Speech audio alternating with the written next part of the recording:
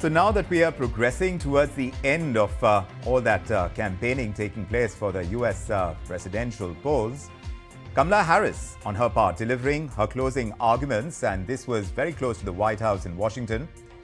But elsewhere in Atlanta, the former First Lady Michelle Obama has appeared for the second time during this campaigning period. And at this Atlanta rally, she was surrounded by supporters.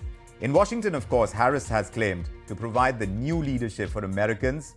She has also hit out at her rival Donald Trump, saying that he's out for unchecked power, and she's called him unstable.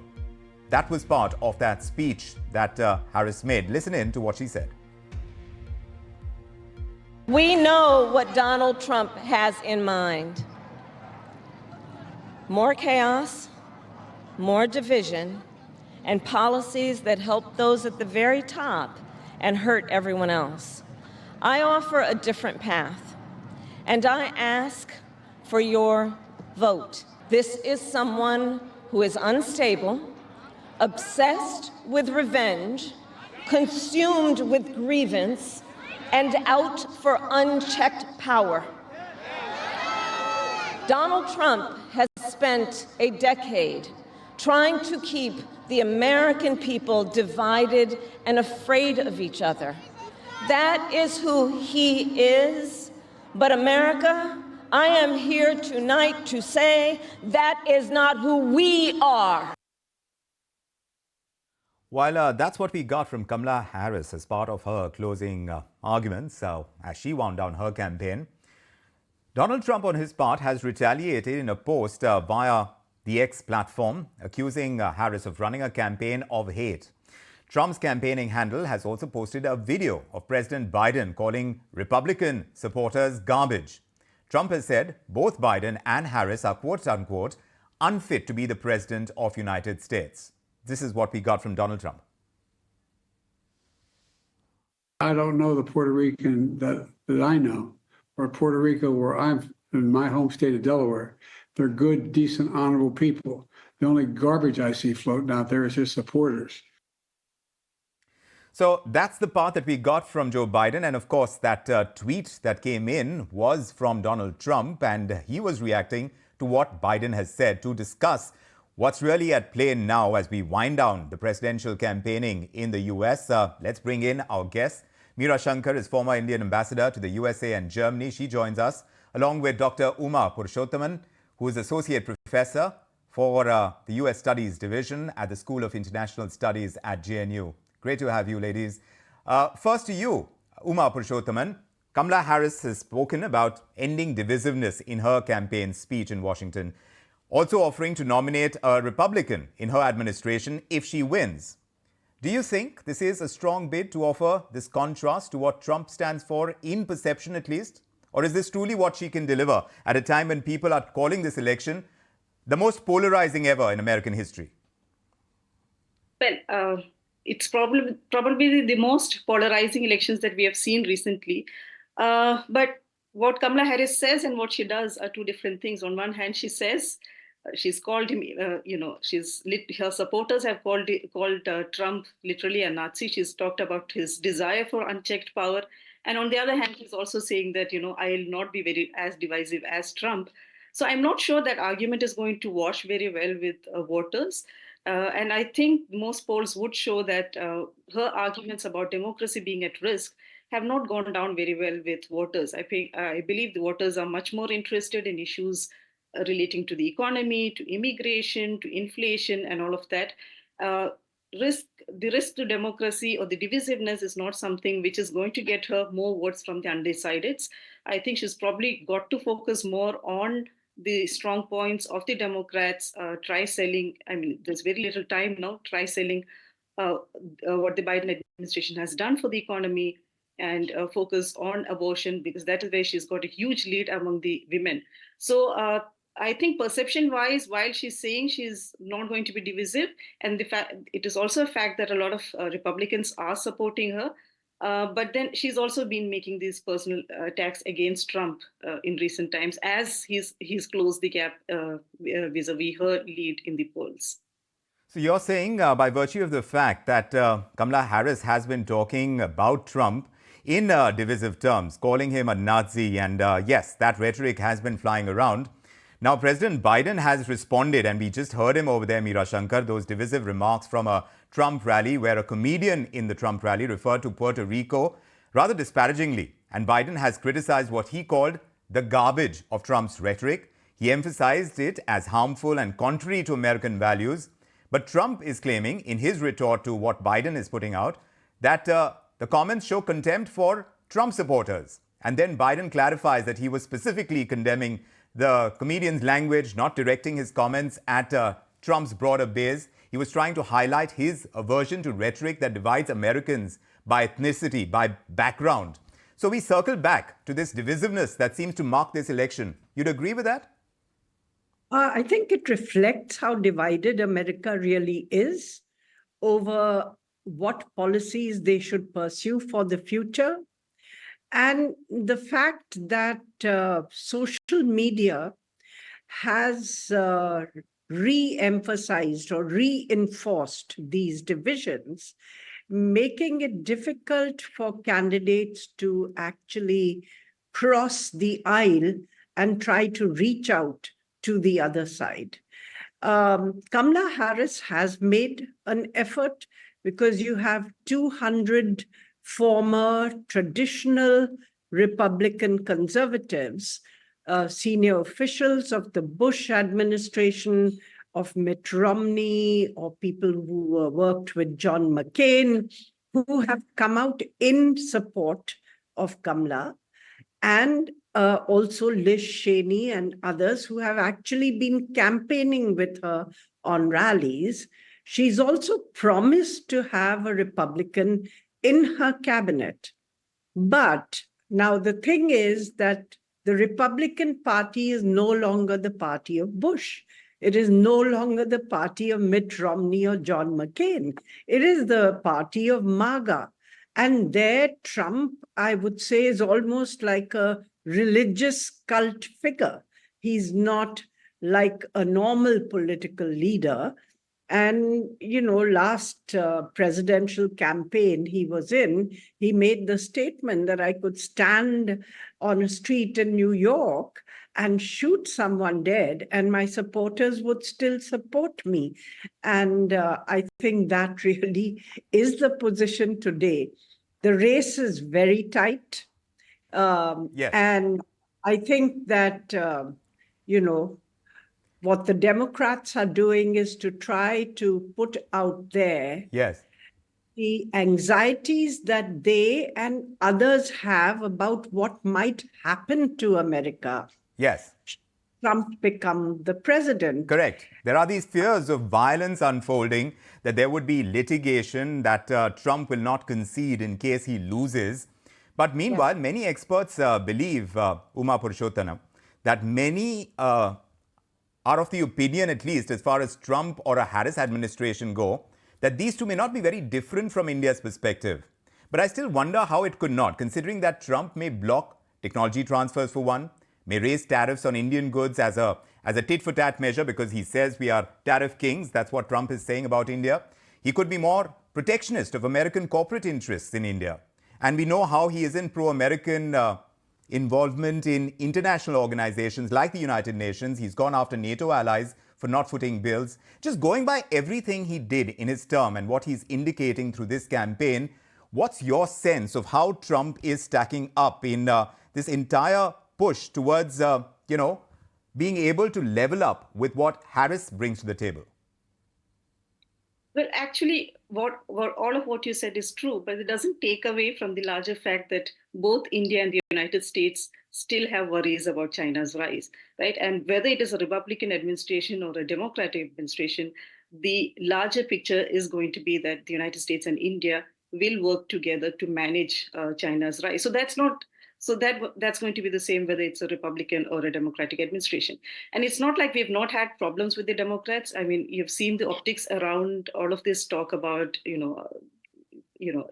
risk to democracy in India, religious freedom, and all of that. And the Democrats do have a tendency to come down heavily on developing countries on human rights issues. So we have cons on both sides. But the larger picture, I think, really is that whether it is the Democrats or the Republicans who come to power, and whether it is India or the United States, whether it is the BJP in power or the Congress in power in India, or Democrats or Republicans in the United States, there is bipartisan or multi-partisan support for strengthening India-US relations. So whatever protectionist measures Trump brings out, it's not going to be targeted only at India. A lot of countries are going to be affected. So it will depend on how they negotiate with him. And we survived one Trump administration. I'm sure we can kind of survive another Trump administration. You agree with that, Meera Shankar, that by the mere fact that we have survived a Trump administration, we are likely to be able to tackle him better? Are we better placed as far as India is concerned? Look, I think there is a strong bipartisan consensus in the US to build the relationship with India, the strategic partnership. And it's driven by their increasing strategic convergence in the Indo-Pacific and concerns about an increasingly assertive and sometimes even belligerent China. Other aspects are the economic relationship, because the Indian economy is growing. It's a large economy. The Chinese economy has been slowing down. So India has a future potential which would make it very attractive to international partners. And of course, the new technological partnership that Biden has announced under the Initiative for Critical and Emerging Technologies, and which is, taking initial steps towards getting off the ground with specific business proposals and projects. Now, this is where I do have some anxiety about Trump, because yes, he would be more protectionist overall, and he would be also more isolationist in his approach to the world. Exactly. Perhaps more transactional in the way in which he views relationships. Yes. But my worry is last time the whole defense technology and trade initiative, which had got off the ground under Obama with 4 pilot projects, small projects, Trump virtually put it on hold Exactly. in the years. So Trump is, in general, ma'am, Trump seems to be averse to sharing technology. Transfer of technology is something he does not want to do. And that cannot be a net positive for India. I won't say no. I won't say that it's, he'll go back on it, but it becomes a question mark. Right. Till he reassures us that he will go ahead, it remains a question mark. And this is the major new initiative in Indo-US relations. I think it would be a pity if it goes off the rails. Right, right. Otherwise, he would perhaps seek to end the war in Ukraine. Yes. So differences over Ukraine between India and the US, which we've been navigating quite carefully on both sides, would become easier. And it might become easier also for India to handle its relationship with the US and with Russia. Indeed. Without one causing, tensions in the other relationship to this degree. Yes. But indeed, just circling back to what Kamala Harris has been saying in her speech, she's pledged to seek common ground and common sense solutions to make your life better. She's speaking to Americans directly, and she's saying it's about supporting the American middle class. Do you think she has an edge with them, with her assurances to better their lot, to reduce their taxes and lower prices? Does she have an edge on that front, Uma Purushottam? But she does have an edge, but I'm not too sure it will be enough to get the undecideds on her side, because corporate America, if you're looking at people like Elon Musk, they're all out supporting Trump. They're even throwing in a lot of money to support Trump. So I'm not too sure that she's not been able to really distance herself from the Biden administration, and I think that is what is weighing her down in this, in the latest polls that you see. Trump has got a 0.4% advantage over her. And 1 week ago, she had a lead. So I think her message, for some reason, is not going down as well as she wanted it to. Middle class might vote for her, but then Trump is making a comeback among other people, like, even African American black males, So I'm not too sure that is enough to swing the vote in her favor. Meera Shankar, Kamala Harris talking about raising the minimum wage, expanding apprenticeships to support American workers. Could that cut more ice to counter Trump's charge of how American jobs are going out to migrants? Look, most economists in the US have said that both Trump's plans and Kamala's plans would increase the US deficit and therefore not be so good for the US economy. But Kamala's would be far less damaging because she has proposals also to raise taxes on those who earn more than $400,000, to increase corporate taxes and so on, and that would provide part of the financing for some of the spending proposals that she's making. Whereas Trump would reduce taxes, increase spending, and at the same time, he doesn't have really many proposals for how he's going to meet that beyond raising tariffs. And of course, they also feel that his plan to raise tariffs would fuel inflation in the US, because ultimately it would be a tax on consumers, and consumers would have to pay for the higher tariffs, which may be imposed by the Trump administration. But the question is, does the electorate really buy into it? For whatever reason, despite the Biden administration's pretty skillful handling of the economy, because they went through the COVID period, they handled they brought down unemployment to record low levels. Yes. And growth has been robust, much more than other developed countries. And they have now tamed inflation without going into recession, which is what everybody was fearing.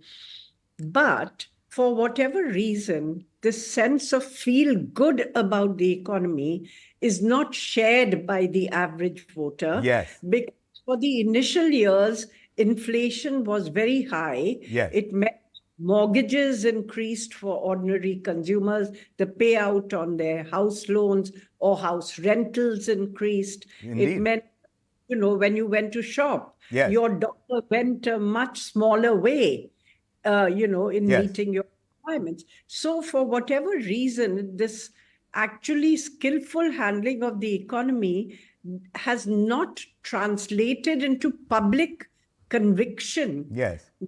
This indeed has been a well-managed economy. Right. So that's a challenge for Kamala. So that is the big challenge. And to be able to eke out votes on the basis of that, Meera Shankar, it remains a big ask. Even in the speech, she's called out Trump as an unserious man, someone who would harm democratic values, pushing for the protection of civil rights, trying to talk about enhancing healthcare affordability for all Americans. We don't know with all of this whether she'll hit a home run for voters who've been complaining that the Biden administration is much more concentrating on sending out American aid outside the US. But since there are so many factors at play and it's such a close call, these American elections this time, we don't have too long to wait for the numbers. But yes, as far as divisiveness goes, it seems to be at a heightened pitch in this election, perhaps the heightened that it has been, the most heightened has been ever in American election history. We will keep tracking it very closely, and of course, we will keep circling back to get your perspectives. Uma Purushothaman and Meera Shankar, thank you very much for joining us with your perspectives on India Tonight. If you like this video, then like, share and subscribe to ET Now.